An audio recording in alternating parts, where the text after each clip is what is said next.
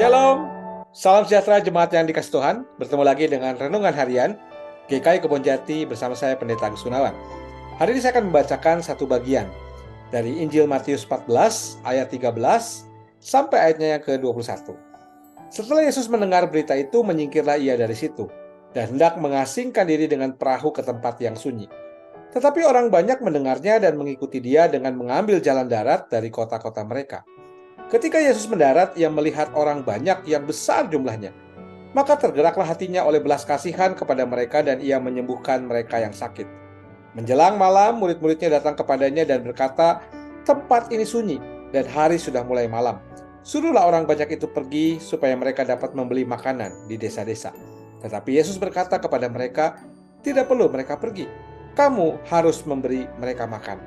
Jawab mereka, "Yang ada pada kami di sini hanya 5 roti dan 2 ikan."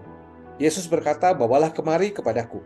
Lalu disuruhnya orang banyak itu duduk di rumput, dan setelah diambilnya 5 roti dan 2 ikan itu, Yesus menengadah ke langit dan mengucapkan berkat, lalu memecah-mecahkan roti itu dan memberikannya kepada murid-muridnya, lalu murid-muridnya membagi-bagikannya kepada orang banyak. Dan mereka semuanya makan sampai kenyang. Kemudian orang mengumpulkan potongan-potongan roti yang sisa 12 bakul penuh. Yang ikut makan kira-kira 5.000 laki-laki, tidak termasuk perempuan dan anak-anak. Nah, saudara, ada sebuah kutipan yang menarik perhatian saya dari seorang penulis bernama Amintara Supianta. Dia mengatakan, "Tuhan adalah sumber rahmat dan saya percaya hidup saya sepenuhnya adalah karena rahmat Tuhan." Nah, saudara, kenapa kutipan ini menarik? Sebab di dalam kutipan ini kita semua sebagai pembaca diajak untuk percaya dan mengakui bahwa segala rahmat atau berkat yang hadir bagi kita sumbernya adalah Tuhan. Dan dalam pengakuan itu kita sekaligus percaya bahwa hidup yang kita jalani dirahmati oleh Tuhan Sang Sumber berkat dan rahmat itu.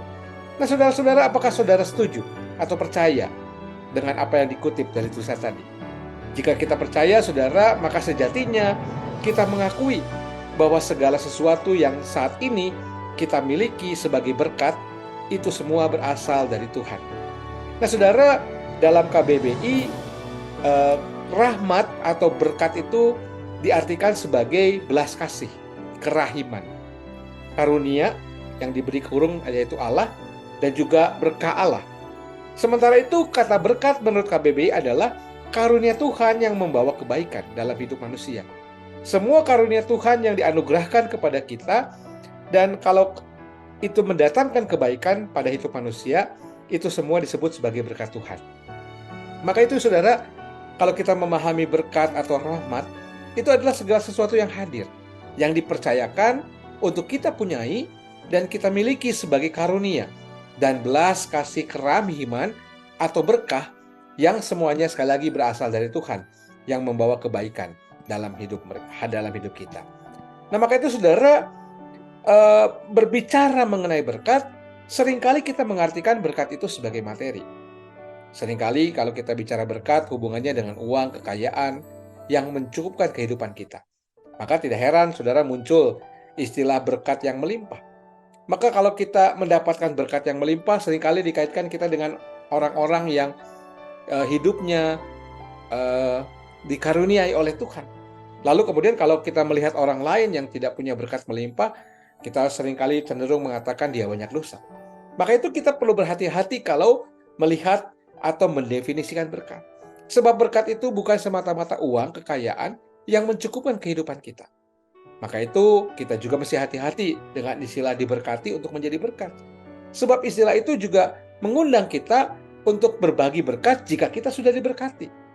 Maka itu, saudara, menarik dalam bacaan Injil hari ini bahwa untuk bisa memberkati itu tidak perlu dulu kita dalam situasi diberkati. Bahkan dalam situasi yang sedang tidak baik-baik saja pun sebenarnya kita bisa berbagi. Maka itu tergantung dari sejauh mana kita punya hati dalam berbagi itu. Nah, maka itu, saudara, dalam kisah ini menarik sebab peristiwa Yesus memberi makan 5.000 orang itu dimulai justru bukan dari peristiwa Yesus sedang baik-baik saja, sedang mendapatkan berkat yang banyak, kemudian ia mau berbagi berkat itu. Kisah ini dimulai, saudara, dalam sebuah peristiwa yang jauh dari berkat. Tadi kita membaca dimulai dengan peristiwa kehilangan atau peristiwa tertolak. Pada saat itu, saudara, Yesus mendengar berita bahwa Yohanes Pembaptis sudah dieksekusi oleh Herodes lantaran sang nabi berani menyindir perilaku amoral sang penguasa pada saat itu. Dan Yesus pun pada saat itu baru saja mengalami penolakan di Nazaret, di kampung halaman sendiri. Maka kita bisa memahami latar belakang peristiwa itu, bahwa Yesus sedang mengalami peristiwa berat yang menggetarkan jiwanya. Dan lazimnya kebanyakan manusia, dia membutuhkan pemulihan pasca peristiwa traumatik itu. Maka Alkitab memberikan gambaran pada kita, Yesus menyingkir. Yesus perlu ruang. Yesus perlu tempat untuk menyendiri. Yesus perlu ruang untuk memulihkan kedukaannya dan juga penolakan yang dialami. Maka itu ketika Yesus menyingkir, kisah itu berlanjut dengan kita diperlihatkan banyak orang yang berusaha terus mengikut Tuhan. Mereka mengambil jalan darat sambil membawa orang-orang yang mereka bawa untuk Tuhan sembuhkan. Maka disinilah terjadi, saudara, sebuah kasih, sebuah belas kasihan dari Tuhan Yesus. Ya.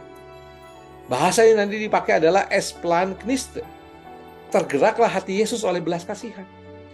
Dan ini mengacu pada kasih yang mendalam, yang bersumber dari hati.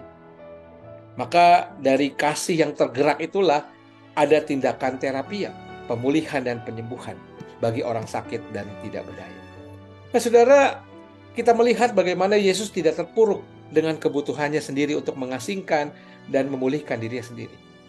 Tidak, saudara. Bahkan catatan ini menyatakan sampai hari menjelang malam pun Yesus terus bekerja.